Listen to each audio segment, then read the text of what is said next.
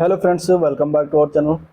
तो हम लोग डिस्कस कर रहे थे यूपीएसआई एग्ज़ाम्स के हिंदी प्रैक्टिस सेट का, और इसमें हम आज पांचवा प्रैक्टिस सेट देखेंगे। ठीक है, इसके पहले चार प्रैक्टिस सेट हो चुका है। जिन लोगों ने वो वीडियो नहीं देखा है तो चैनल के ऊपर जाइए, आपको सारे वीडियो वहाँ से मिल जाएंगे। बहुत ही अच्छा क्वेश्चन है।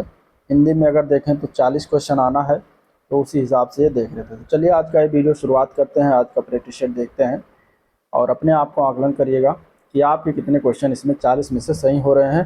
वो आप कमेंट करके जो है इसको बताइएगा। चलिए पहला क्वेश्चन यहाँ पे लेंगे। पहला क्वेश्चन है, चा वर्ग में महाप्राण व्यंजन वर्ण कितने हैं। ठीक है, चा वर्ग में महाप्राण व्यंजन वर्ण कितने हैं, ये क्वेश्चन है। और यहाँ पे आपको चार ऑप्शन मिला है। यहाँ पे बताइएगा कि इसमें क्या सही हो जाएगा। देखिए, चा वर्ग में अगर हम देखें तो महाप्राण व्यंजन की संख्या जो होती है वो सिर्फ दो होता है। कौन कौन सा आता है, तो उसमें एक आता है च छ, और एक इसमें आता है च छ ज झ।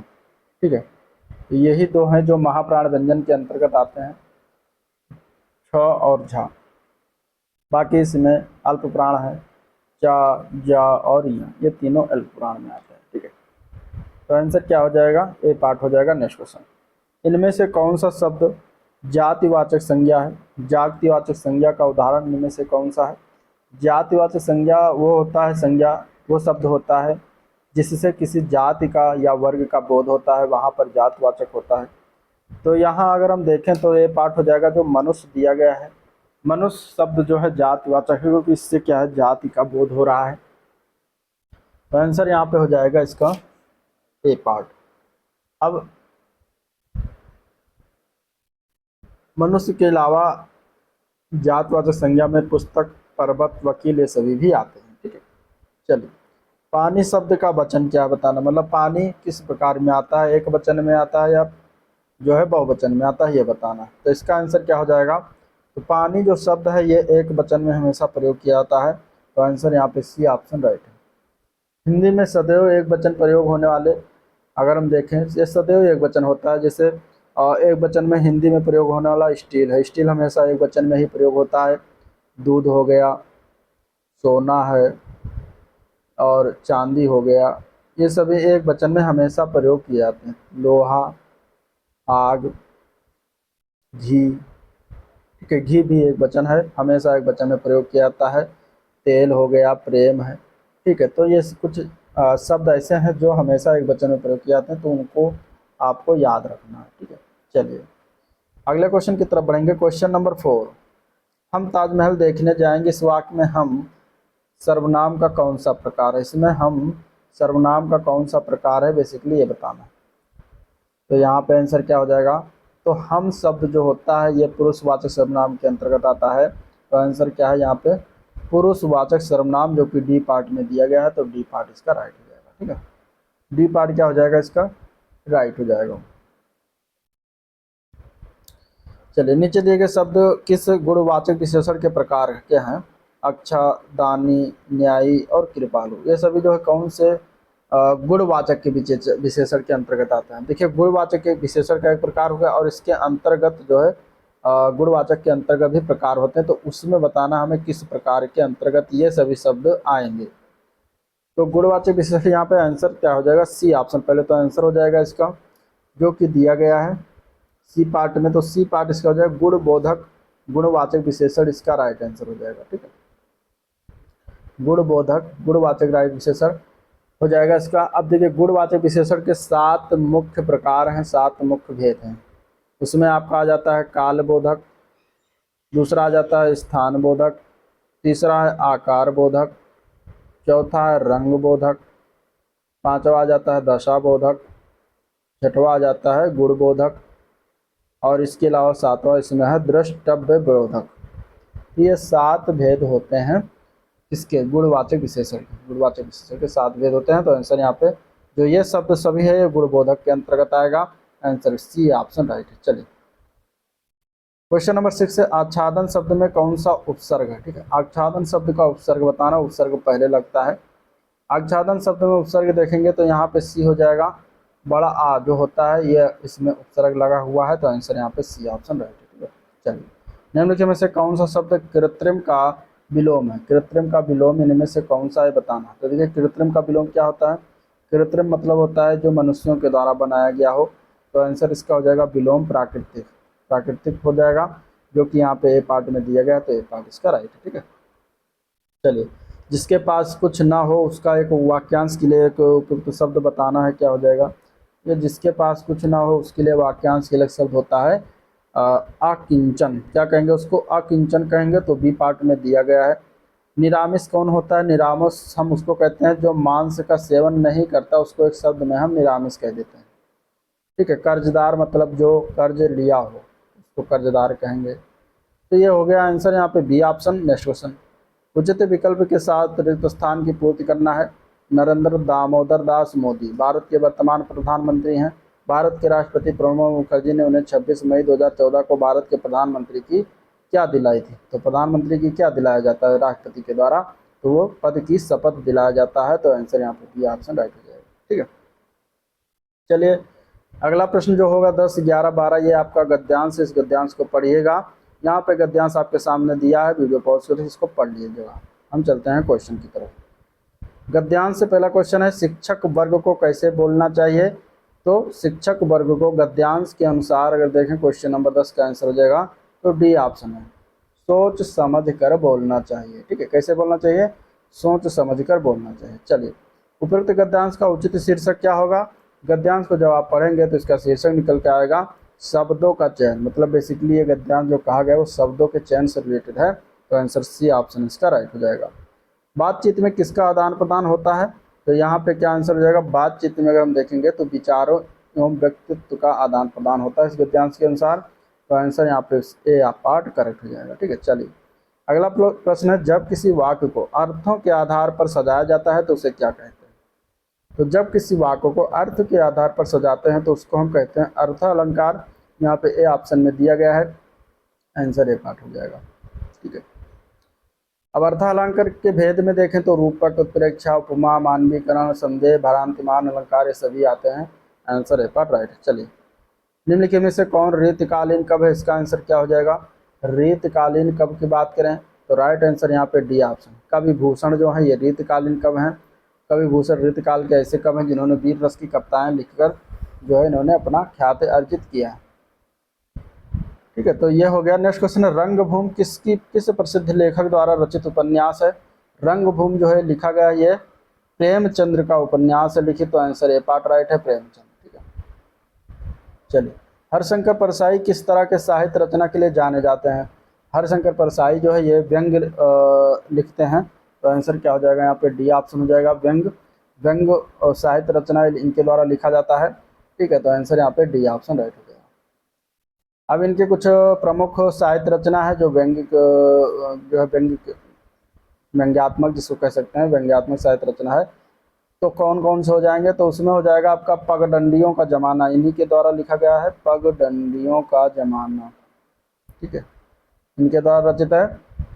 सदाचार की ताबीज, भूत के पांव पीछे, अपनी अपनी बीमारी, सुनो भाई साधो, ये सभी इनके द्वारा रचित रचना है। ठीक है, चलिए साहित्य जनता की चित्त वृत्त का संचित प्रतिबिंब होता है, ये किसका प्रसिद्ध कथन है? ठीक है, तो ये कथन कहा गया है रामचंद्र शुक्ल के द्वारा, तो आंसर यहाँ पे ए पार्ट राइट हो जाएगा, रामचंद्र शुक्ल। जैसे कृति के लिए कवि नागार्जुन को साहित्य अकादमी पुरस्कार मिला, वो किस भाषा में उचित, किस भाषा में रचित है? तो कौन सी भाषा में रचित है? तो मैथिली भाषा में रचित है, आंसर ए पार्ट हो जाएगा। ठीक है, मैथिली भाषा। नागार्जुन को साहित्य अकादमी पुरस्कार कब मिला था? 1968 में इन्हें प्रदान हुआ था। इनकी कविता थी पाथ रहीन नग्न गाछ। ठीक है, पाथ रहीन नग्न गाछ, ये इनकी कविता का नाम था। ठीक है, चलिए क्वेश्चन नंबर अगला है, भारत में हिंदी किस वर्ग के अंतर्गत शामिल है? भारत में हिंदी जो है किस वर्ग के अंतर्गत शामिल है ये बताना।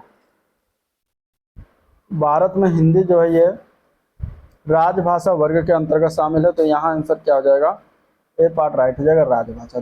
जो अनुच्छेद 343 से 351 तक विस्तार से बताया गया है। राज्य संविधान की 8वीं अनुसूची में 22 भाषाओं को राजभाषा का दर्जा प्रदान किया गया है। ठीक है, इनमें से कौन सी बोली राजस्थानी की बोली नहीं है, ये बताना है। इनमें से कौन सी बोली राजस्थानी बोली नहीं है।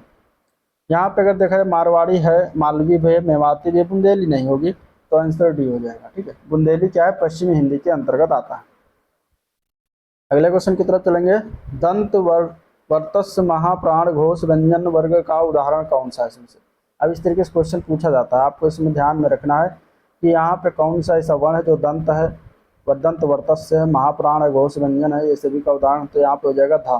ठीक है, धा क्या है, दंत है, वर्तस्य है और महाप्राण घोष व्यंजन है। तो आंसर यहाँ पे बी ऑप्शन राइट है। वीर शब्द भाववाचक संज्ञा कौन सी होगी। वीर शब्द की भाववाचक संज्ञा की बात करेंगे तो वीरता इसकी भाववाचक हो जाएगी, और इसके अलावा वीरत्व भी होता है। तो आंसर हो जाएगा बी ऑप्शन ए व डी दोनों। ठीक है, आंसर क्या हो जाएगा, A option, B option A व डी दोनों। चलिए क्वेश्चन नंबर 23 है, कमल का स्त्रीलिंग बताइए। कमल का स्त्रीलिंग क्या होगा, तो कमल का स्त्रीलिंग होता है कमलिनी, जो कि बी पार्ट में दिया गया है, तो बी पार्ट इसका करेक्ट है। अगले प्रश्न की तरफ बढ़ेंगे। निम्नलिखित में से कौन सा शब्द दोनों वचनों में समान रहता है, मतलब एक वचन और बहुवचन में समान रहता है, इनमें से कौन सा शब्द हो जाएगा, तो वो है सरसों। तो यहाँ पे सरसों बिल्कुल राइट हो जाएगा, आंसर क्या हो जाएगा, सरसों। ठीक है, बाकी कथा का बहुवचन क्या होता है, कथाएं होता है। कथा का बहुवचन क्या होता है, कथाएं होता है। लता का बहुवचन लताएं होता है। और कुटी जो दिया गया है, कुटी का बहुवचन होता है कुटियां। ठीक है, इनमें से संबंध कारक का चिन्ह कौन सा है। संबंध कारक की बात कर रहा है, इनमें से कौन सा चिन्ह हो जाएगा संबंध कारक का, तो यहाँ पे आंसर है 25 का ए पार्ट हो जाएगा। संबंध कारक क्या होता है, का, की, के, रारी, रे, और का शब्द यहाँ पे दिया गया है, तो आंसर यहाँ पे ए पार्ट राइट हो जाएगा। किसी कार्य को करने या होने का बोध कराने वाले शब्द क्या कहलाते हैं, तो ये कहा जाता है, उनको क्रिया कहा जाता है। आंसर यहाँ पे हो जाएगा सी ऑप्शन। ठीक है, चलिए अगला प्रश्न है, भारत की सबसे चौड़ी नदी ब्रह्मपुत्र और सबसे लंबी नदी गंगा है। वाक्य में प्रयुक्त शब्द सबसे जो है ये क्या है, किस प्रकार का शब्द है सबसे, तो सबसे यहाँ पे प्रयोग किया गया है प्रविशेषण के रूप में। आंसर डी ऑप्शन राइट हो जाएगा। ठीक है, अगला क्वेश्चन है, कौन सा विशेषण निश्चित संख्यावाचक विशेषण नहीं है। इनमें से निश्चित संख्यावाचक विशेषण बताना, इनमें से कौन सा नहीं हो जाएगा, तो कुर्ते के लिए 2 मीटर कपड़ा तो निश्चित हो जा रहा है, चाय में 50 ग्राम चीनी तो ये भी निश्चित है, सैकड़ों लोग मारे गए तो यहाँ पे निश्चित नहीं है, तो यही हो जाएगा निश्चित संख्यावाचक विशेषण, ये जो है नहीं है, बाकी सभी में है। चलिए इनमें से परिमाण बोधक विशेषण का उदाहरण कौन सा हो जाएगा। परिमाण बोधक विशेषण की बात करेंगे तो परिमाण इसमें से जो बताता हो, तो थोड़ा, थोड़ा क्या है, परिमाण बता रहा है, थोड़ा मतलब थोड़ा है, ज़्यादा है, कम है, ये क्या है, परिमाण बता रहा था, परिमाण बाधक वो सब विशेषण हो जाएगा। आंसर सी ऑप्शन इसका बिल्कुल करेक्ट है। क्वेश्चन नंबर 30 है, निम्नलिखित वाक्यों में से विशेषण संबंधी वाक्य चुनना है। इनमें से कौन सा विशेषण युक्त वाक्य है, तो रमा अच्छा गाती है, आज वर्षा अधिक हुई, सुनैना अच्छा चित्र बनाती है। तो यहाँ पे अगर आप देखें तो अच्छा यहाँ पे विशेषण हो जाएगा, क्योंकि ये चित्र शब्द की विशेषता बता रही है, तो आंसर सी ऑप्शन इसमें राइट हो जाएगा। चलिए क्वेश्चन नंबर 31, वो परसों ही जाने की तैयारी में है। इस वाक्य में परसों किस प्रकार का क्रिया विशेषण है। परसों क्रिया विशेषण की बात करेंगे तो यहाँ पे परसों मतलब कि ये समय बता रहा, तो यहाँ पे कालवाचक हो जाएगा। आंसर इसका बी ऑप्शन बिल्कुल राइट है। क्वेश्चन नंबर 32 है, मुक्ता शब्द का तद्भव रूप कौन सा है। ठीक है, मुक्ता शब्द का तद्भव रूप बताना, यहाँ पे कौन सा हो जाएगा, मुक्ता शब्द का तद्भव रूप होता है मोती। ठीक है, मुक्ता शब्द का तद्भव रूप क्या होता है, मोती होता है। चलिए सौभाग्य शब्द का तद्भव रूप क्या होता है, सौभाग्य शब्द का तद्भव रूप होता है सुहाग। आंसर यहाँ पे इसके लिए बी ऑप्शन बिल्कुल राइट है। चलिए इनमें से कौन सा उपसर्ग अरबी फारसी का है। अरबी फारसी का उपसर्ग इनमें से कौन सा है, तो अरबी फारसी यहाँ पे अगर हम देखेंगे तो वो है बे। बे उपसर्ग जो है अरबी फारसी का है। ठीक है, चलिए नैतिक शब्द में कौन सा प्रत्यय है। नैतिक शब्द में प्रत्यय बताना है, नैतिक शब्द में इक प्रत्यय लगा हुआ है, जो कि डी पार्ट में दिया गया है। ठीक है, तो डी पार्ट हो जाएगा। क्वेश्चन नंबर 36, प्रति प्लस आघात संध रूप इसका क्या होगा। संध रूप इसका हो जाएगा प्रत्याघात, जो कि दिया गया है ए पार्ट में, तो ए पार्ट इसके लिए बिल्कुल राइट है। ए पार्ट क्या हो जाएगा, बिल्कुल राइट है। ठीक है, इसका प्रत्याघात हो जाएगा, जो कि ये किस संधि का उदाहरण है, तो यण स्वर संधि का उदाहरण है। ठीक है, अगला क्वेश्चन, समास का शाब्दिक अर्थ क्या है? समास का शाब्दिक अर्थ बताना, यहाँ पे क्या हो जाएगा, समास का शाब्दिक अर्थ संक्षेप होता है, जो कि बी पार्ट में दिया गया है। आसन्न का पर्यायवाची शब्द बताना है, अगला प्रश्न है। आसन्न का पर्यायवाची शब्द इसमें से नजदीक होता है, ए पार्ट करेक्ट हो जाएगा। ठीक है, नजदीक, इसके अन्य पर्यायवाची में निकट, ठीक है, करीब, ये सभी जो हो जाता है इसका क्या हो जाता है, पर्यायवाची। समीप हो जाता है, ठीक है, पर्यायवाची हो जाता है। ठीक है, चलिए क्वेश्चन नंबर अगला,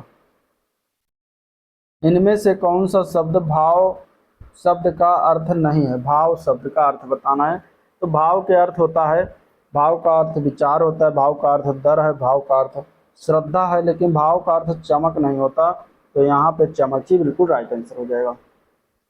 जिसका अनुभव किया जा सके या जिसका अनुभव किया गया हो, उसके लिए एक शब्द क्या होता है? तो जिसका अनुभव किया गया हो उसके लिए एक शब्द होता है अनुभूत। क्या होता है? अनुभूत होता है। डी ऑप्शन इसका बिल्कुल राइट है। ठीक है, तो ये था ओवरऑल वीडियो जिसको हम लोगों ने देखा। टीसीएस की वीडियो पसंद आया तो लाइक करिए, चैनल को सब्सक्राइब नहीं किया तो सब्सक्राइब कर लीजिएगा, तभी जाइएगा। ठीक है, आज का वीडियो प्रिंट करते हैं, मिलेंगे प्रैक्टिस नंबर 6 में, तब तक के लिए थैंक यू।